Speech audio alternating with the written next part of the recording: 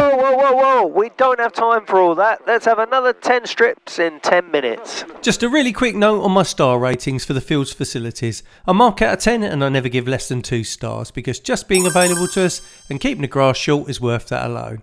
If the field gets more than that, it means there's good stuff like maybe tea and coffee, that might add a couple more stars, or perhaps there's a loo. You know the score, it's not that scientific. Basically, more stars equals more goodies. But remember, these are strips and you're visiting for the experience and not the crew lounge. So if you want pure farm strip, choose a field with 2 stars. Also, these are in no particular order, but I've tried to put the easier ones first. So settle back and let's start the clock. The wonderful Grove Farm is situated 8 miles to the west of Lowestoft with 2 stunning grass strips orientated 0119 at 680 metres and 0826 at 520 metres. The field sits at just over 100 foot above mean sea level.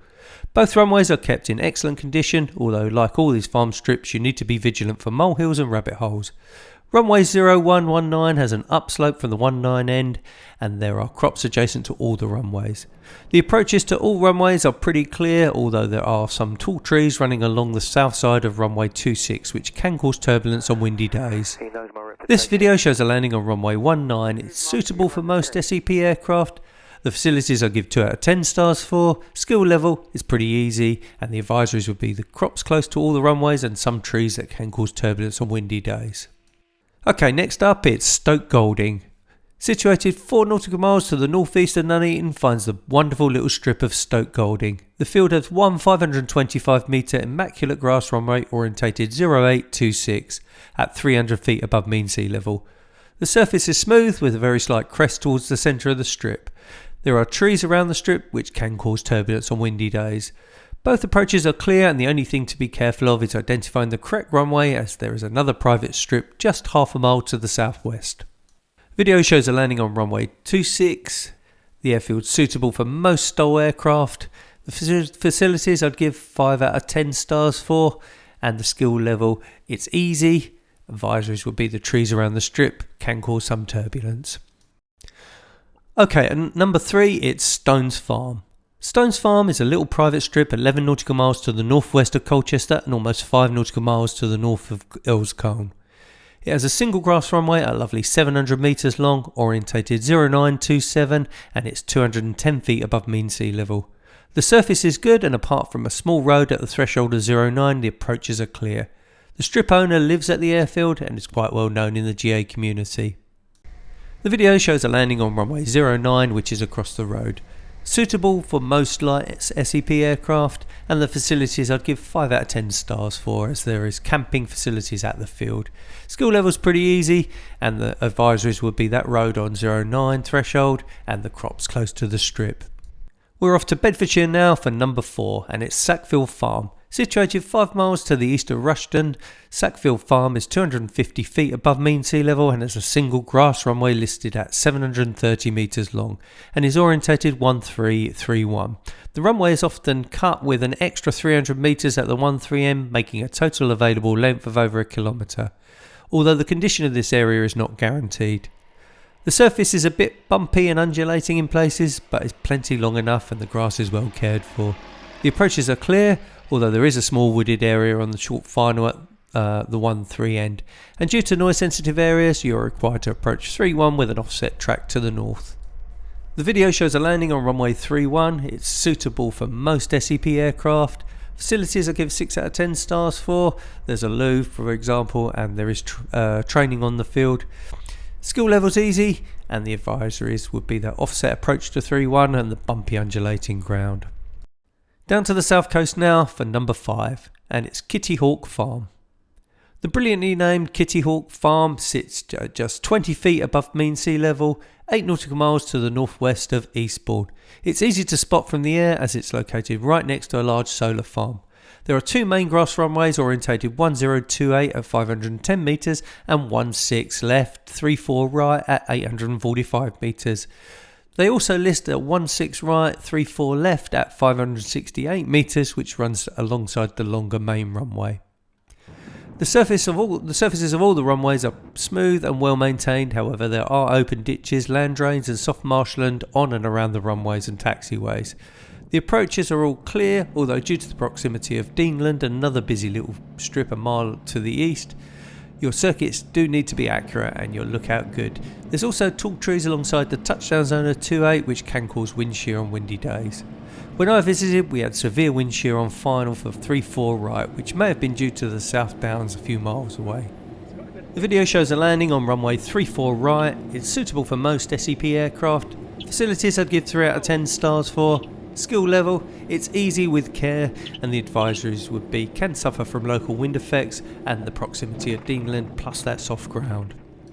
At number 6, it's the uncharted Park Farm, Eaton Bray.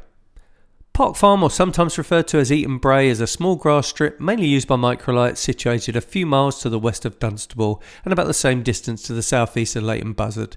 There's one grass runway orientated 1230 at a listed length of 530 metres. The surface is great apart from where the strip ends at a small road which crosses the runway at the threshold of 30. The road is controlled by lights to stop traffic crossing whilst aircraft are operating. The area after the road is designated as the apron as not part of the runway. There are low hangars and buildings around the apron that extend to around 100 metres to the east of the 30 threshold. This airfield has some very specific PPR instructions and has part of its circuit and the 30 approach within Luton's CTR. The strip is also not on Sky Demon as of the date of this video. The video shows a landing on runway 12. It's suitable for microlights and STOL aircraft. Facilities I'd give 2 out of 10 stars for. Skill level, 12 is pretty easy, 30 can be quite difficult. The advisories will be the buildings close to the 30 threshold, controlled airspace within the circuit, and of course that road. So we're off to the Garden of England for number 7, it's Laddingford. 5 nautical miles to the east of Tunbridge lies the lovely airfield of Laddingford, with 2 grass runways at 50 feet above mean sea level, orientated 0321 at 450 metres long and 1129 at a generous 750 metres. You'll usually be able to find an interwind runway.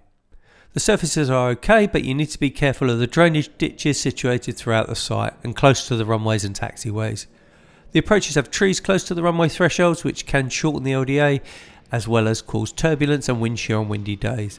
There is another airfield at Old Hay just over a mile to the southeast which can be busy, so care must be taken when approaching and departing. Video shows a landing on runway 29. It's suitable for most SEP aircraft. Facilities I'd give 4 out of 10 stars for. Skill level, it's easy with care, and the advisory would be the tall trees close to the field, the drainage ditches and Old Hay being nearby. Not just the site of a beautiful stately home, at number 8 it's Audley End. Situated just over a mile from the lovely Essex town of Saffron Walden and 7 nautical miles to the north of Stansted Airport lies the lovely little airfield of Audley End. The field has one grass runway 800 metres long, configured in a north-south orientation at 283 feet above mean sea level. The surface is good but has a marked down slope from the south to the north. There's also some tall trees at the threshold of runway 36 which reduces the landing length by around 150 metres.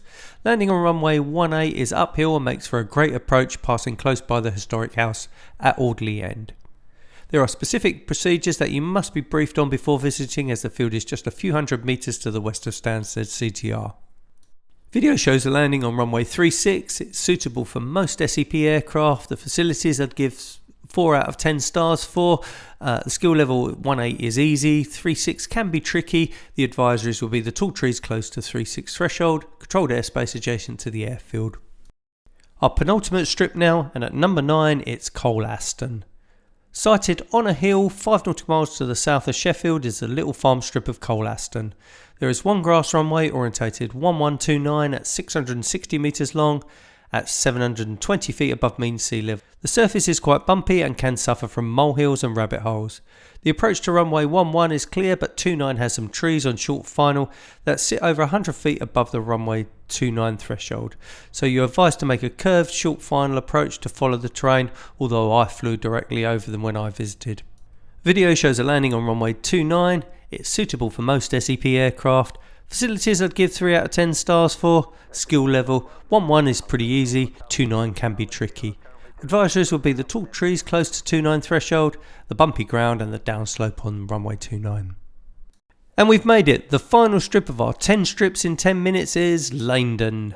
Laindon is primarily a microlight strip just 1 mile to the north of Basildon in Essex. There's one grass runway orientated 0826 at 475 metres long, and it's just over 90 feet above mean sea level. The surface can be a little bit bumpy with a downslope on runway 08.